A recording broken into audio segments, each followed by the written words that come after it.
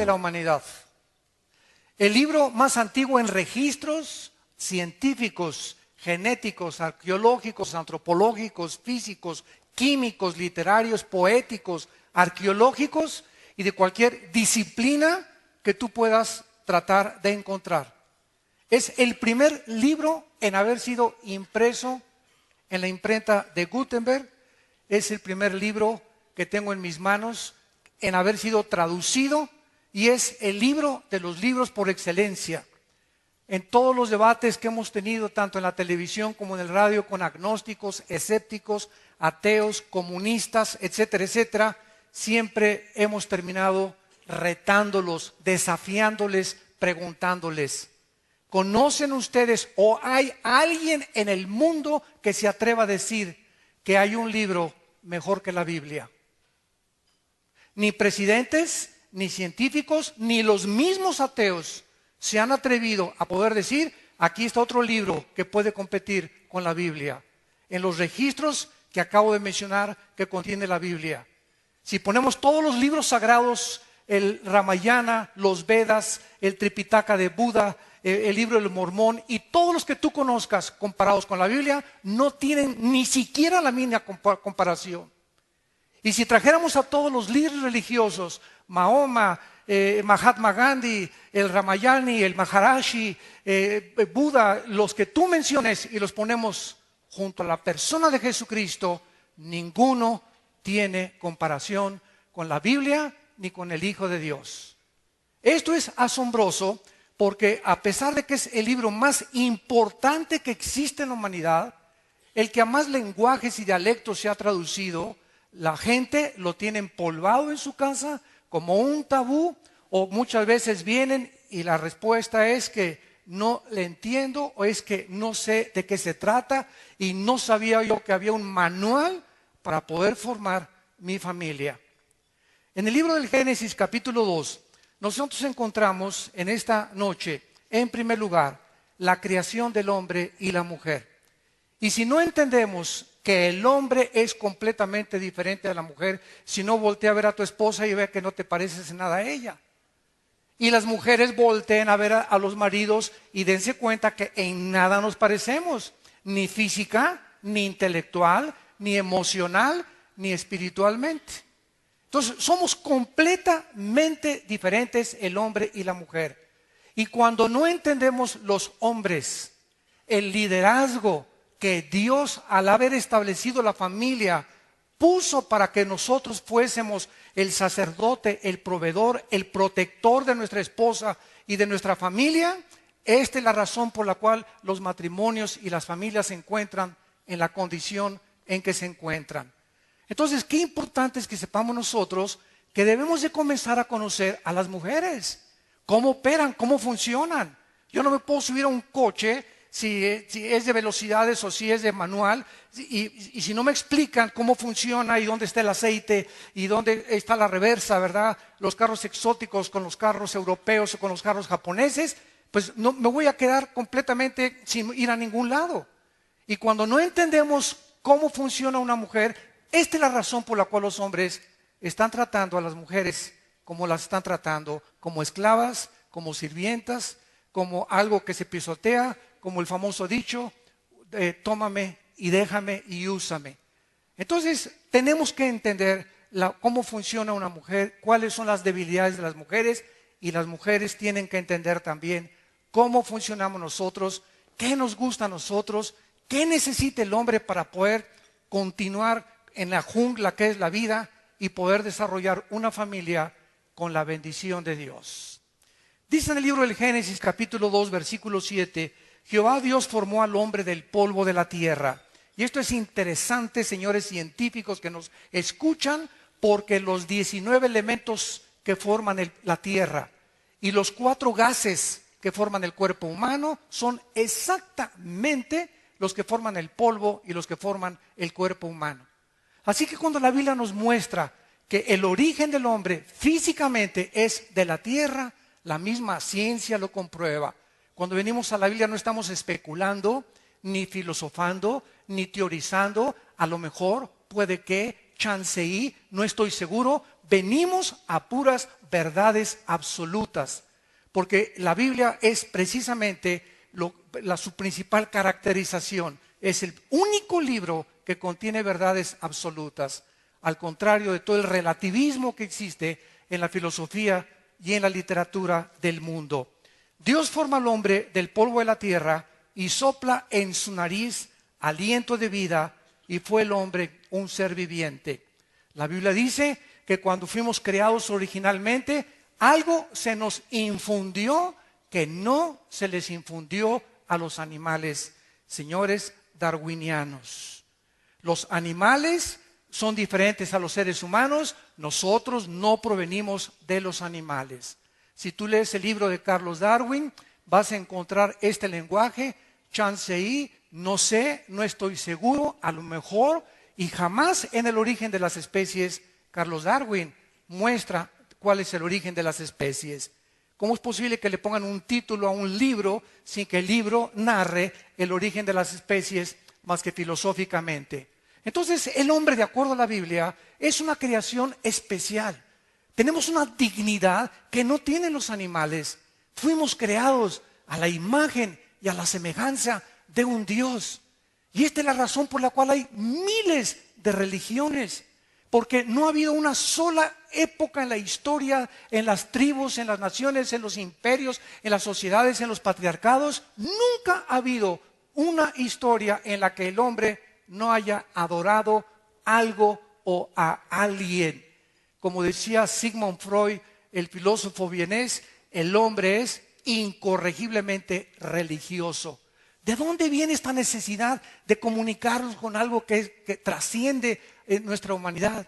¿De dónde nace ese anhelo de poder consultar con los brujos y con los espiritistas y concentrarnos y que si hay marcianos y que extraterrestres?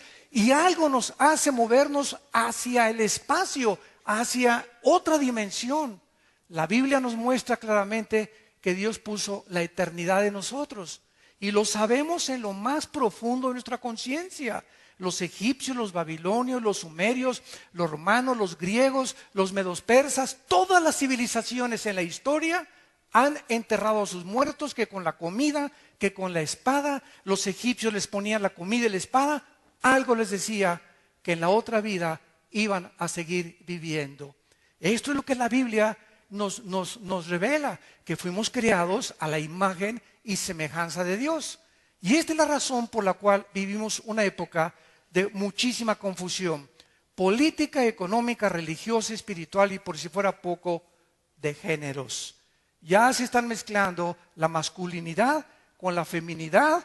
Ahora los hombres son más femeninos y las mujeres son más masculinas. Se está perdiendo completamente este diseño sin que nos demos cuenta, porque todo pasa a través de los años de una forma imperceptible. He usado muchas veces el ejemplo de una rana. Tú agarras una rana y la metes en una olla con agua fría y le prendes la estufa. La rana comienza a adaptar la temperatura de su sangre con el agua hirviendo, y en lugar de que salte cuando está hirviendo el agua, ahí se queda. Hoy en la noche haces experimento con la olla con la cosa de los frijoles. De la misma forma estamos nosotros adaptándonos, así nos estamos adaptando a la nueva moral. A la nueva moral. Ahora ya es una cosa normal que tengan relaciones sexuales nuestros hijos antes de casarse. Ahora es normal que el hombre tenga a su amante. Ahora es normal ya un hombre con un hombre, una mujer con una mujer. Esto ya es el colmo de la depravación humana. Y no nos damos cuenta y lo festejamos y se está legislando en las leyes sin que nos demos cuenta en qué consiste realmente el fundamento de la sociedad. Y estamos luchando por mejor economía y mejores armas y mejores políticas, cuando lo que nos está destruyendo es algo interno, damas y caballeros. La inmoralidad es la que impide que podamos progresar y avanzar, porque sin la bendición de Dios ninguna nación puede adelantarse ni poder progresar tampoco. La familia en el matrimonio y en la iglesia es la enseñanza práctica de que el hombre y la mujer no son iguales en sus funciones. Esta enseñanza de que el hombre y la mujer ahora en la época moderna son iguales, viene de un versículo en el libro de los Gálatas, capítulo 3, versículo 28, que dice así. El apóstol Pablo, al hablar a los Gálatas, les dice: ya no hay judío ni griego, no hay esclavo ni libre, no hay varón ni mujer, porque todos vosotros sois uno en Cristo Jesús. Entonces se usa este versículo para poder concluir de que el hombre y la mujer son iguales.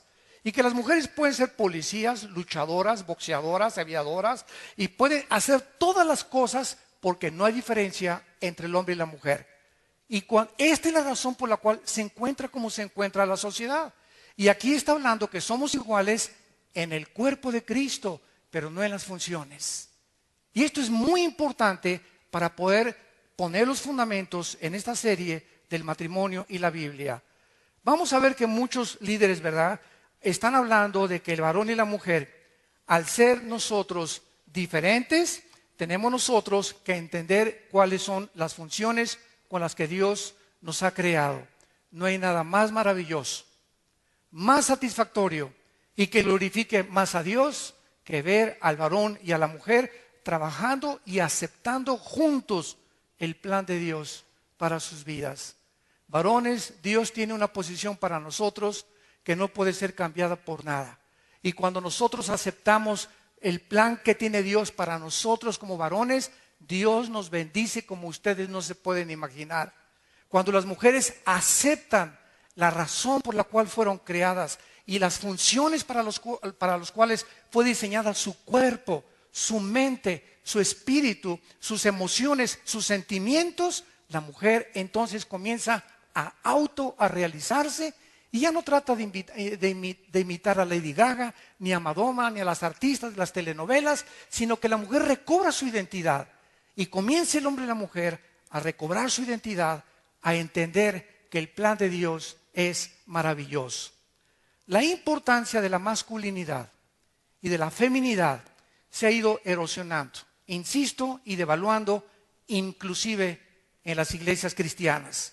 Por lo que tenemos la obligación de promover matrimonios heterosexuales, monógamos y saludables.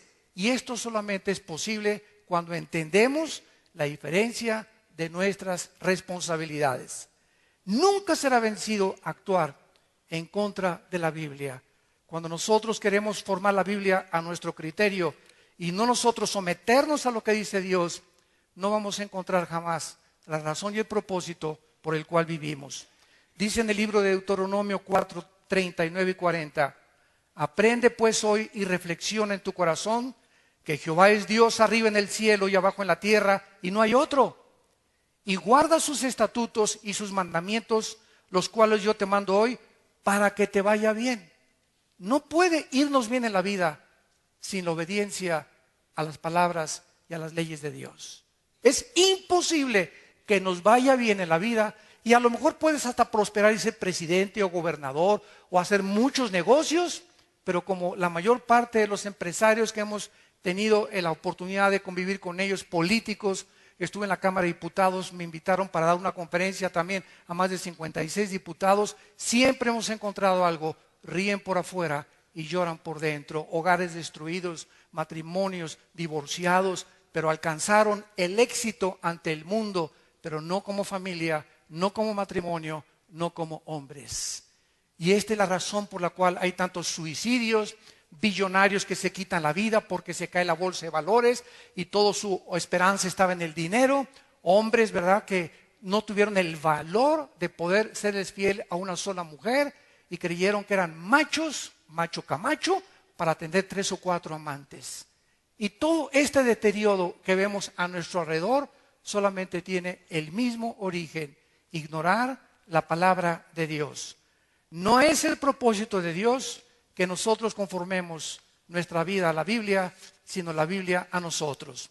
Veamos en primer lugar, en el libro del Génesis, en el pasaje que acabamos de leer, del capítulo 2, que los roles fueron creados por Dios y no son el resultado del pecado.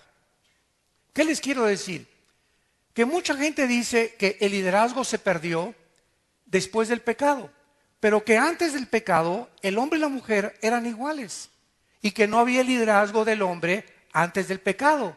Sin embargo, no es lo que la Biblia enseña, sino que desde antes del pecado, Dios desde el principio de la creación creó primero al varón. Y Dios es un Dios de orden. Veamos de qué forma la Biblia nos muestra que desde antes del pecado, el varón recibió el liderazgo para ser el jefe, el proveedor, el director de su familia, el capitán de su barco.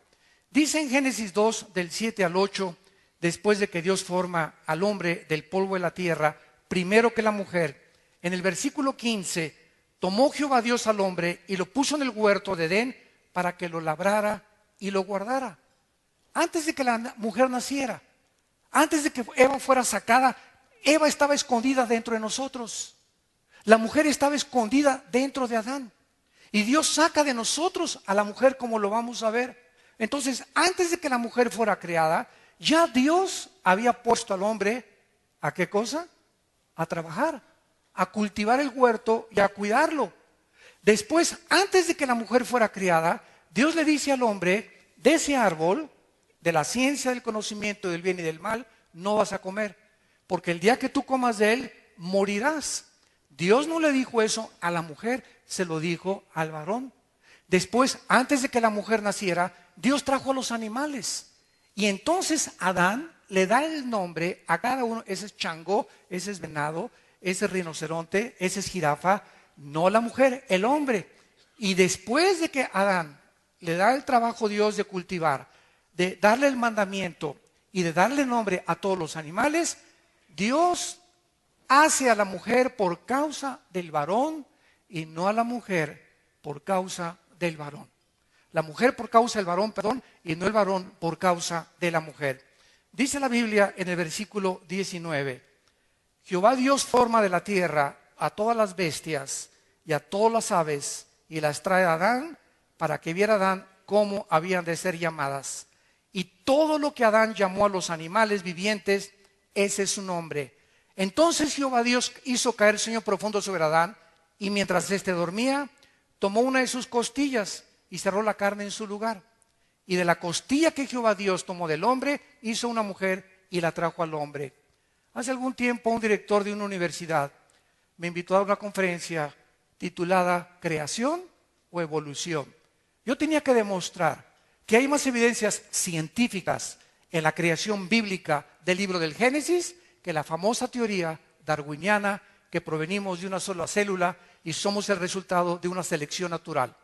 Este maestro se comenzó a burlar de mí en frente de los estudiantes, eran como 800,000 estudiantes en una universidad del Estado de México, y me dijo, ¿usted es de esos que creen que venimos de una mujer y de un hombre? Yo le contesté y le dije, ¿y usted es uno de esos que creen que venimos del chango? Y entonces me contestó, ¿qué usted me quiere decir? Le dije, bueno, usted es de las personas que dicen que por accidente apareció un chango con órganos reproductores masculinos. Y por otro accidente apareció una changa con órganos reproductores femeninos. Un jirafo con órganos reproductores masculinos, una jirafa. Un elefante, una elefanta. Un tigre, una tigresa. Un león, una leona. Todo por accidente, los sexos aparecieron de la nada. Y después se junta el chango con la changa y nace un changuito. Somos dos accidentes, en medio de un accidente, le contesté. Le dije, ¿no le parece eso absurdo?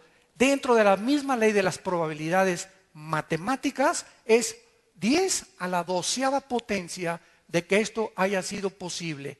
De que nosotros hayamos provenido de los dinosaurios, los peces de los dinosaurios, de las culebras, de los animales, y de que todo ha sido el resultado de un accidente.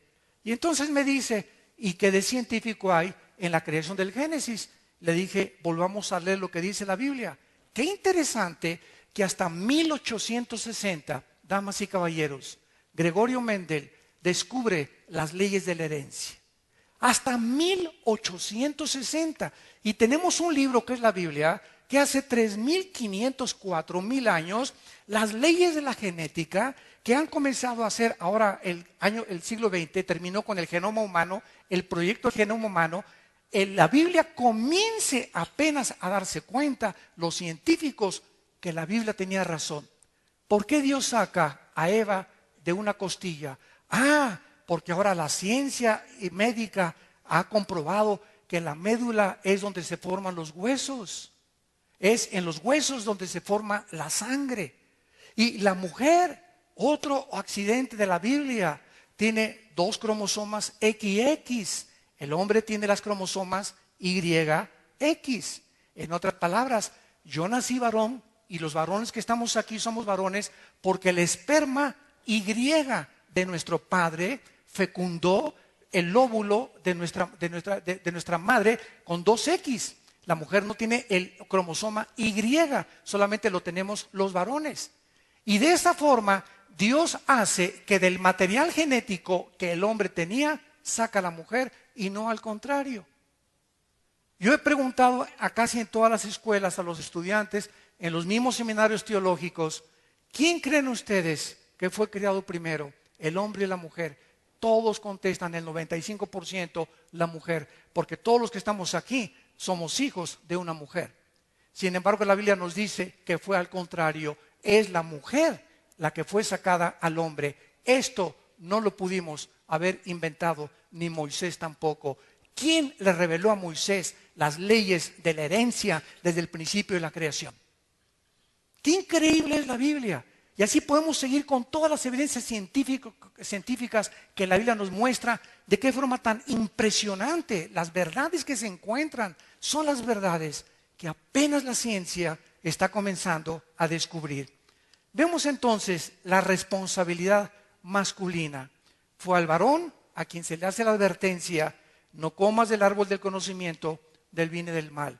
¿Por qué le prohíbe Dios al varón comer de ese árbol? Muy sencillo. Dios no quería que el hombre conociera el bien y el mal sin él.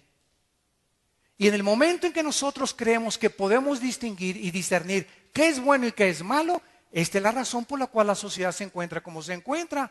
No hay nada de malo que un hombre se case con un hombre. Dios mío, María, José y el burrito que los acompañan. No hay nada de mujer que 2 mujeres vivan solas y que adopten niños. Esta es la forma en la que la sociedad ha llegado. Ya no hay discernimiento entre el bien y entre el mal. Ya todo es relativo. Ya todo se vale, todo es permisivo. Imagínense los nazis en la Segunda Guerra Mundial, cuando fueron enjuiciados en el juicio de Nuremberg, 1947-48, en la ciudad de Berlín, Alemania, que se levantó uno de los nazis y le dijo a los jueces: es que para nosotros los judíos eran ratones.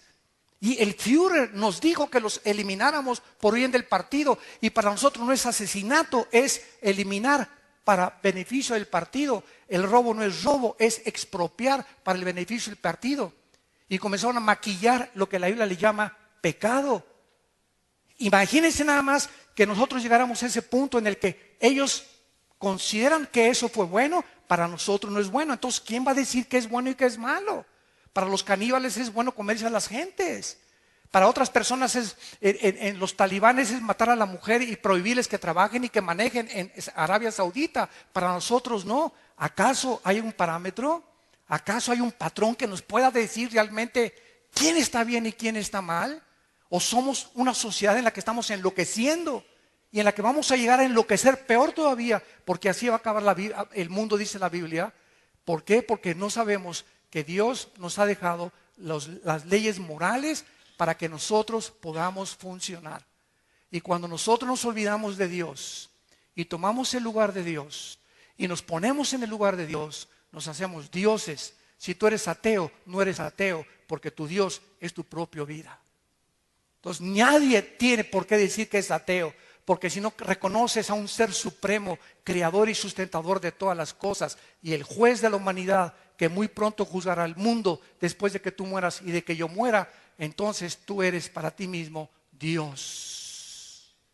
Pero no hay nadie que pueda ser exento de poder decir soy independiente o soy autónomo, porque no lo eres.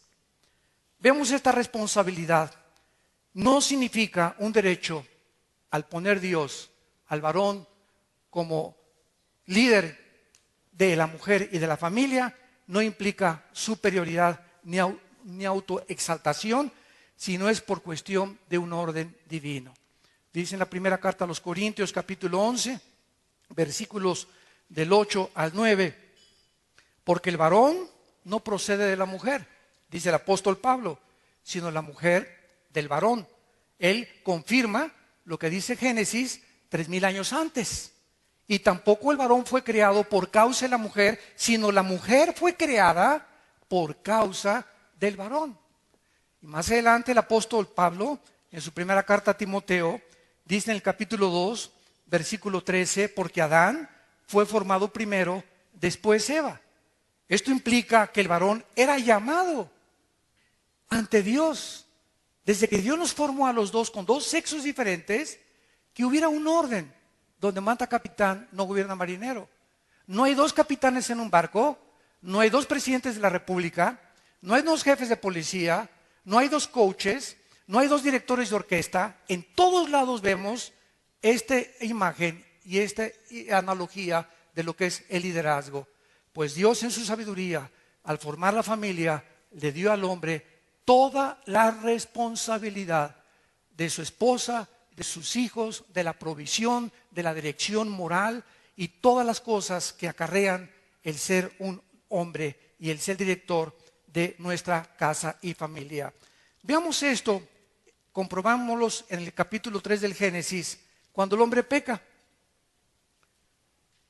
Una pregunta, ¿quién pecó primero, Adán o Eva? A ver, mis teólogos. Fue la mujer la que peca primero. Ella seduce al varón y después de que ella come del fruto prohibido, le da viene el papalotes de Adán, y verá, como dicen Proverbios, como va el buey al degolladero, es seducido y entonces el hombre peca después. Sin embargo, es interesante que cuando Dios los llama a cuentas a los dos, en el capítulo 3 del Génesis, vean ustedes a quién llama Dios y a quién hace responsable. Dice el versículo 9, mas Jehová Dios llamó al hombre y le dijo, ¿dónde estás tú? Eva había pecado primero, pero observamos que Dios no la busca a ella para cargarle esta responsabilidad, sino a Adán. Y esto en Romanos 5:12, el apóstol Pablo dice que el pecado entró al mundo por un hombre. Oye, cuando yo leí esto, dije, seguro que aquí fue un error de la Biblia. ¿Cómo es posible que Pablo diga en Romanos 5:12 que el pecado entró por un hombre? Está clarísimo que fue la mujer. No está diciendo quién pecó primero, está diciendo que entró al mundo. En otras palabras, esto es interesantísimo, es el varón el que propaga el pecado sexualmente. Porque es a través del sexo que nosotros propagamos el pecado, porque nosotros los varones traemos la semilla.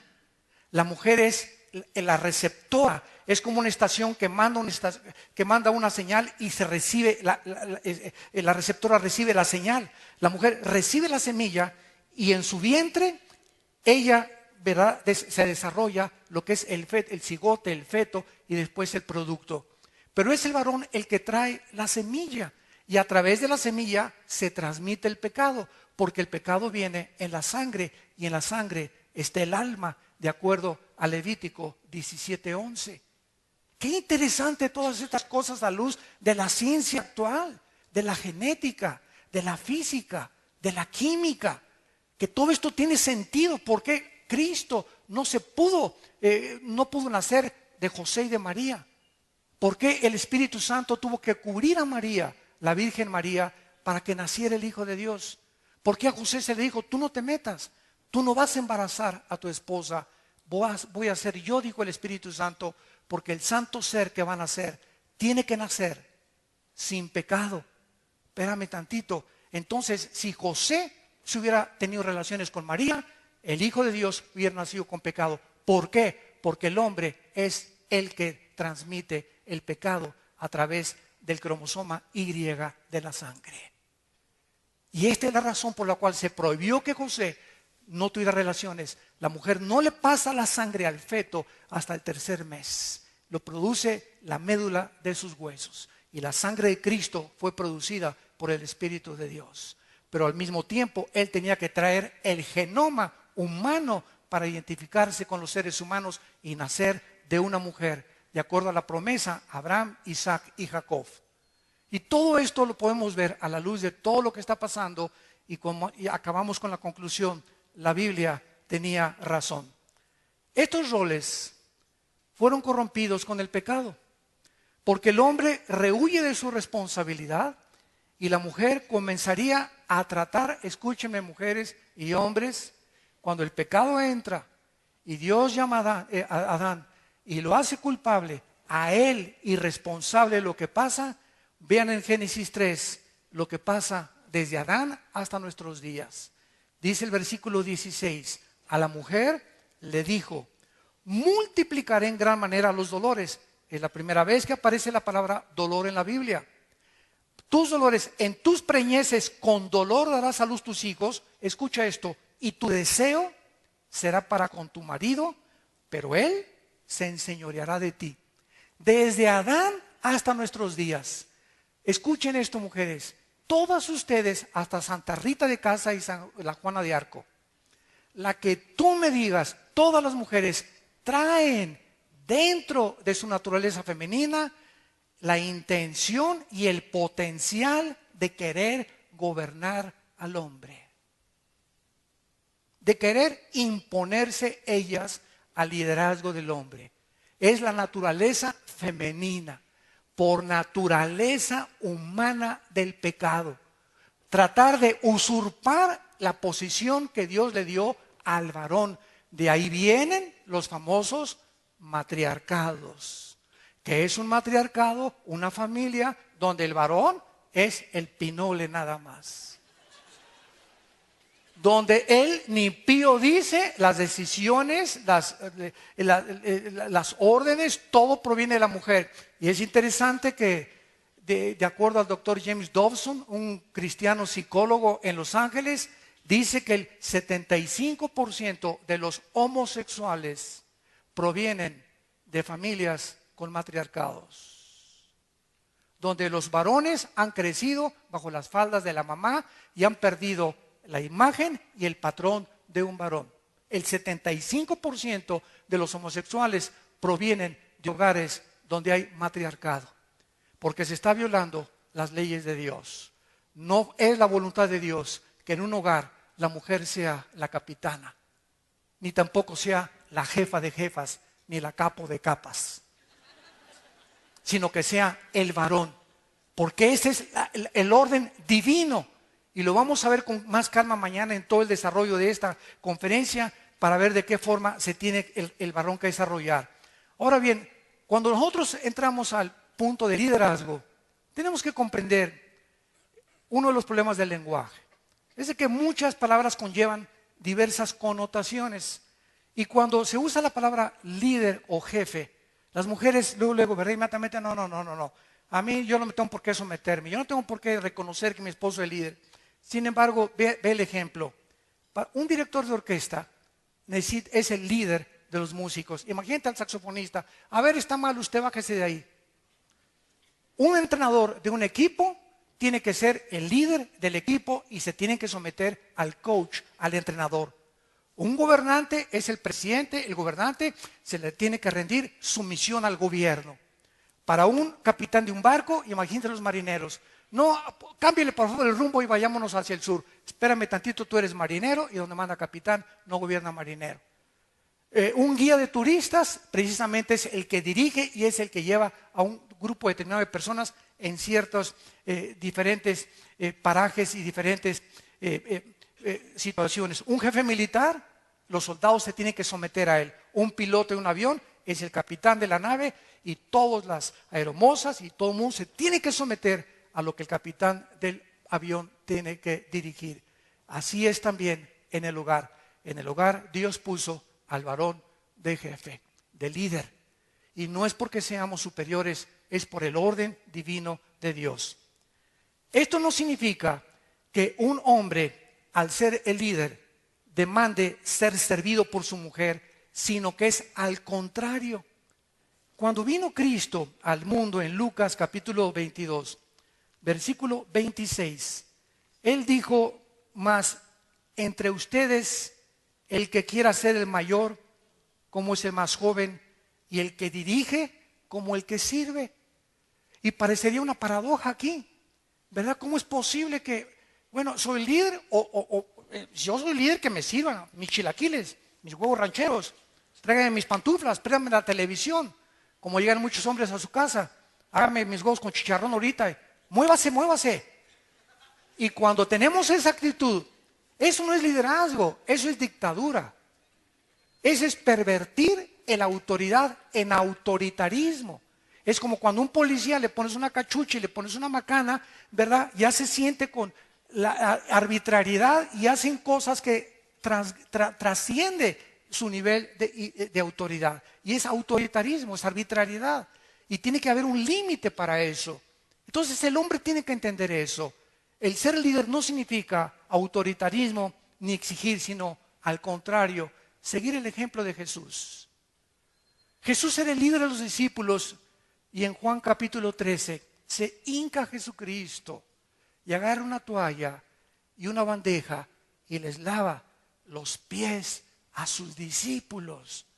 Cuando Pedro ve que Jesucristo se acerca a lavar los pies de sus discípulos, le dice: no tal cosa acontezca conmigo. ¿Cómo es posible que tú, el Hijo de Dios, el creador de los cielos y de la tierra, en el cual fueron hechas todas las cosas que existen, principados y potestades, el que fue enviado a morir en una cruz, vienes y nos lavas los pies a nosotros, cuando nosotros te los debemos de lavar a ti?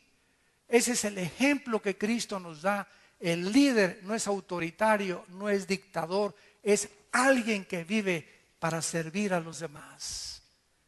Un presidente que abusa de su autoridad es un dictador, es una persona autoritaria. Y un presidente, un gobernante, un juez, cualquier persona de autoridad es para servir a los ciudadanos, porque nosotros los mantenemos. Ellos nos deben servir a nosotros y ellos creen que nosotros a ellos, y se aprovechan de esa autoridad porque no entienden el principio divino, bíblico de la autoridad. Y por eso está corrompida la autoridad por todos lados. Por eso a las mujeres se les trata como sirvientas, como esclavas en el Medio Oriente, por los talibanes, y les cortan los pelos y las rapan y les con navaja las navajean por todos lados y no las respetan y las usan simplemente como algo desechable. Porque si a alguien el diablo odia es a las mujeres, porque a través de una mujer nació el Hijo de Dios. Y por eso vamos entendiendo por qué los hombres tratan como tratan a la mujer, porque están la mayoría endemoniados. Así es, un hombre que trata a una mujer de una forma despectiva es un hombre, sin que él lo sepa, que está controlado por demonios. Y no necesitas ser el endemoniado gadareno para demostrar que tienes demonios en tu vida. Esto tampoco implica, ¿verdad?, que nosotros podamos obligar a nuestra esposa a ser inmorales. ¿Debe la esposa sujetarse al esposo? Así es. Pero si se brinca el límite de la cabeza de nosotros, que es Cristo, porque Cristo es nuestra cabeza y la mujer es nosotros, la cabeza de la mujer, y nosotros podemos ejercer la autoridad cuando estamos sometidos a la autoridad. No hay autoridad sin autoridad. ¿Quieres que tu esposa se someta a ti? Sométete tú a Cristo primero y ponle el ejemplo. Ámala y trátala como una reina, y Dios va a cambiar su corazón para que ella entienda que debe someterse a ti.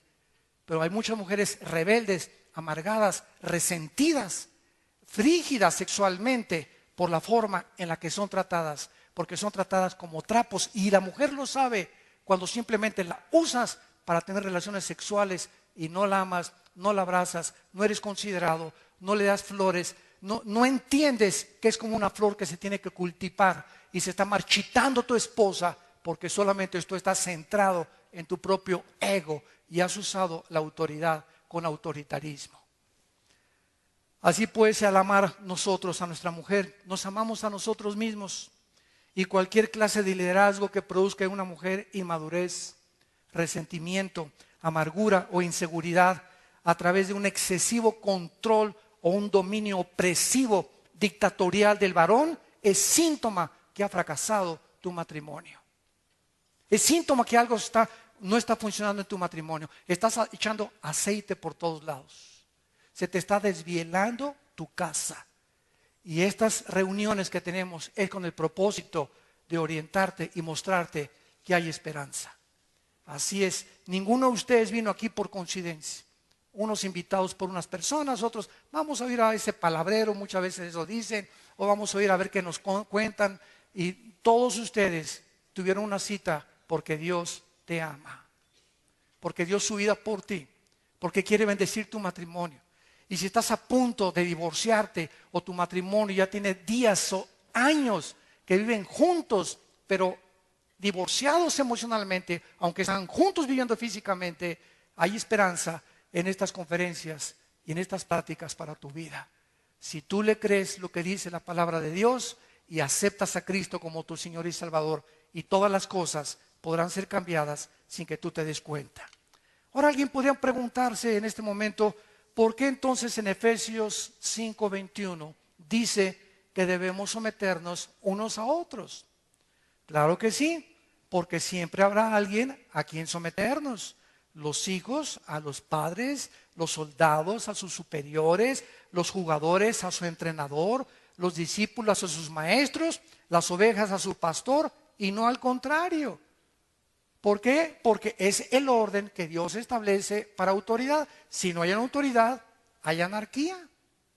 Cuando un gobierno civil no usa, escuchen, si hay aquí abogados o hay aquí diputados o senadores que nos escuchan ahorita por internet en vivo, cuando un gobierno de un estado o de un municipio o de una nación no ejerce la autoridad para frenar la maldad, pierde su unción divina como autoridad y como gobernante.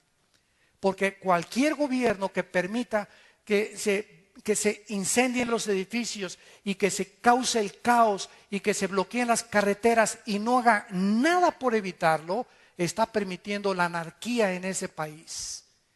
Desgraciadamente, por causa del pecado, se tiene que usar la fuerza muchas veces, los soldados, los granaderos, los marines, etcétera, etcétera, por causa de la rebelión del pueblo. Muchas veces el pueblo tiene la razón, como en muchos países que conocemos, muchas veces no la tiene. Pero es importante la autoridad para poder evitar la anarquía. Ahora veamos por qué se le prohíbe entonces a la mujer que enseñe en la iglesia. Dice en primera de Timoteo capítulo 2:12, y estamos contestando todas estas preguntas para poder poner los fundamentos para las conferencias que siguen. Porque no permito a la mujer enseñar, dice en Timoteo 2:2, no le permito a la mujer enseñar ni ejercer dominio sobre el hombre sin estar en silencio.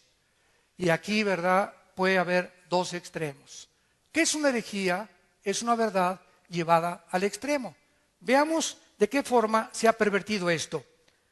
Pablo no está haciendo una prohibición absoluta de todas las enseñanzas que una mujer puede dar. Veamos los ejemplos. En Tito 2, del 3 al 4, se les instruye a las mujeres a instruir a mujeres jóvenes.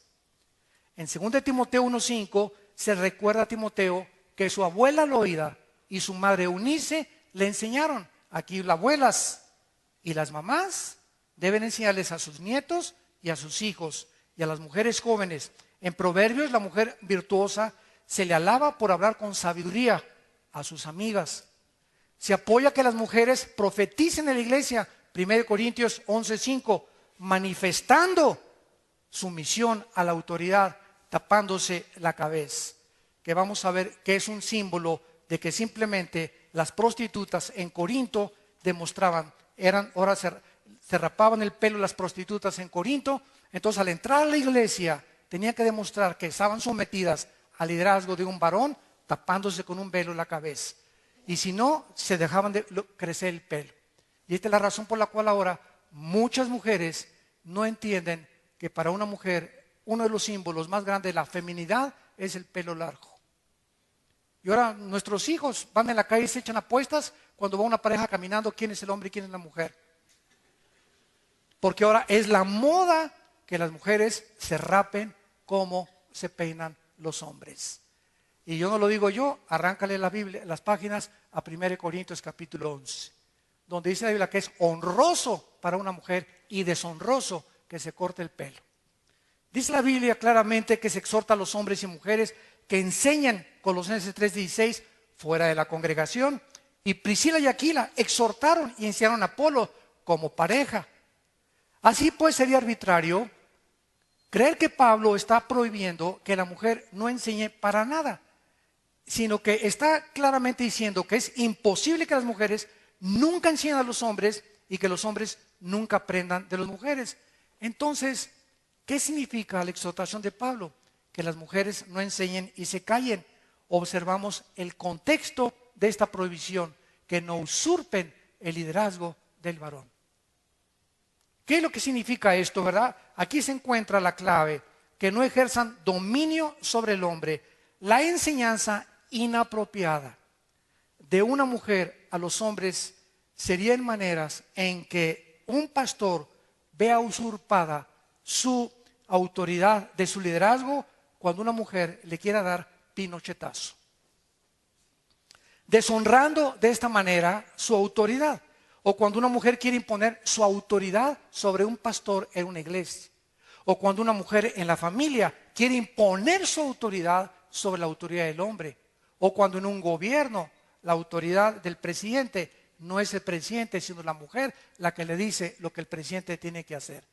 En ese momento se está violando el principio bíblico y esas personas están acarreando el juicio de Dios a sus vidas.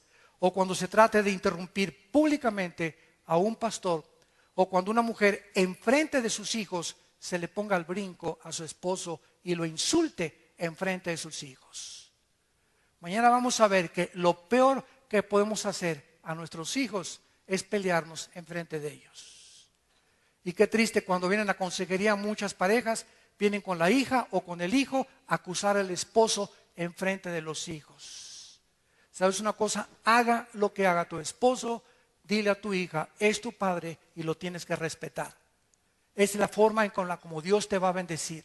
Pero tenemos que mostrarles a nuestros hijos el principio y la autoridad para que ellos crezcan con seguridad y puedan entender que solo así podemos ser bendecidos por un Dios que dio su vida en una cruz por todos nosotros. ¿Cuántos de ustedes en esta noche han podido entender que todos los gobiernos y naciones que están legislando los matrimonios gay, hombres con hombres, mujeres con mujeres, están cometiendo el suicidio moral más grande de la historia al destruir la institución más santa y más sagrada de toda la sociedad, que es la familia? Tenemos que rescatar la familia. Tenemos que salvar los matrimonios, damas y caballeros. Tienes que reaccionar y darte cuenta que tú vas a morir y yo voy a morir. Y la Biblia dice que después de la muerte no hay transmigración de las almas, no hay reencarnación, no hay limbo, ni hay purgatorio. La Biblia es clara, después de la muerte es el juicio de tu vida y de mi vida. Y ahí daremos cuenta de lo que dejaste de hacer, de lo que oíste y no hiciste, y de las funciones que elegiste a Dios. Yo no me someto a ti, quiero imponer mis propias reglas de moral y conducta en mi familia. Qué cosa tan triste cuando nosotros nos independizamos y creemos que estamos haciendo esto. ¿Por qué lo está haciendo la gente? Porque ignoran las leyes morales que Dios estableció en su santa palabra. He aquí, dice la Biblia en Deuteronomio 11, les pongo la bendición y les pongo la maldición. Si ustedes escuchan mis palabras, dice Dios, voy a bendecir tu vida, tu familia, tus hijos, tus nietos, porque nuestra generación será bendita hasta la tercera y cuarta generación. Pero si ustedes me rechazan, dice Dios, quiero que entiendas, tú eres un ser humano libre. Y yo no creé un robot. Pudo Dios haber creado robots. Y pudimos haber hecho, ¿verdad?, amarle a Dios, que nos diera cuerda, te amo, te amo, te amo. Pero Él nos creó con una libertad. Y ahí está la condición principal del ser humano y la responsabilidad, que somos libres de cada decisión que tomamos, que tiene consecuencias para bien o para mal. Cada decisión que tú tomas tiene consecuencias, para bien o para mal. ¿Qué vas a escoger en esta noche?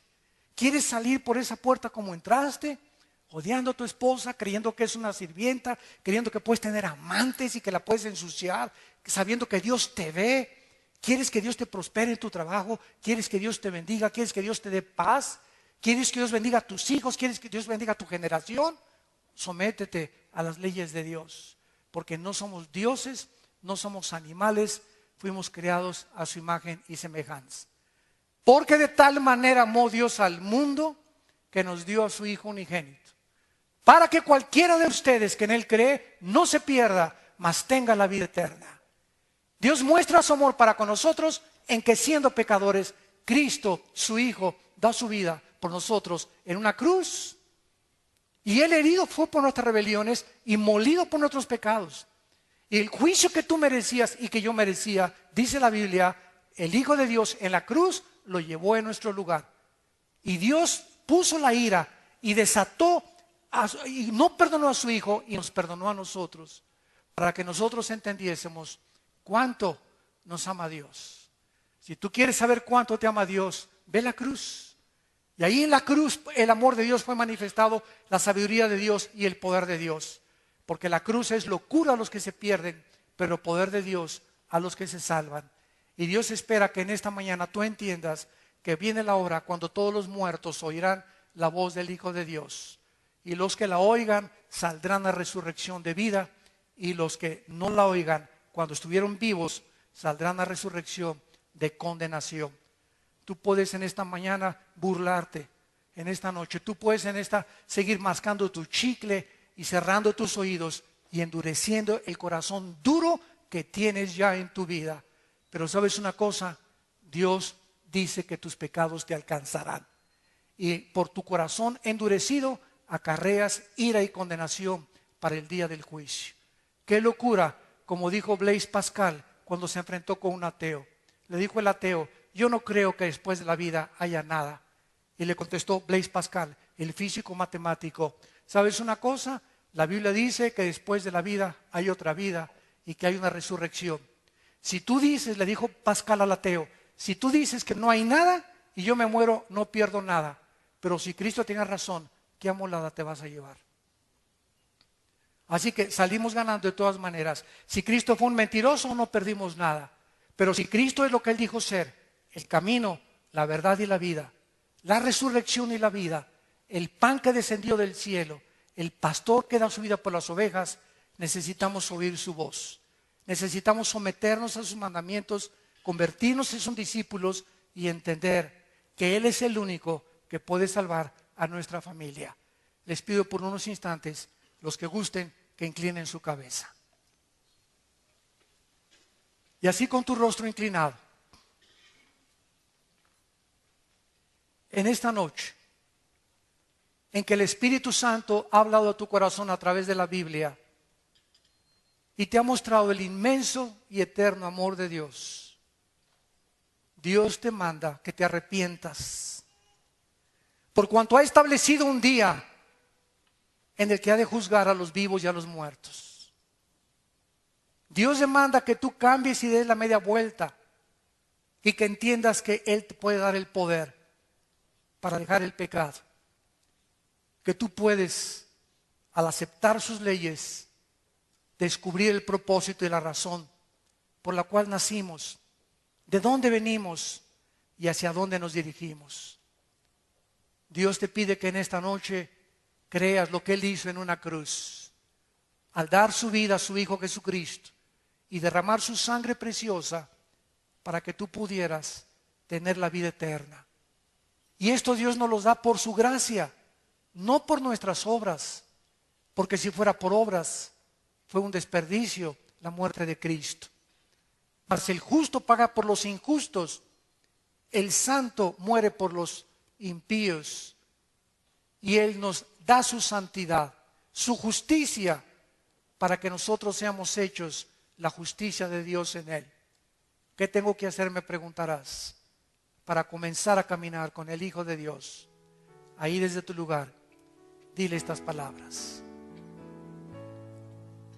Señor mío y Dios mío, te pido perdón por mi vida.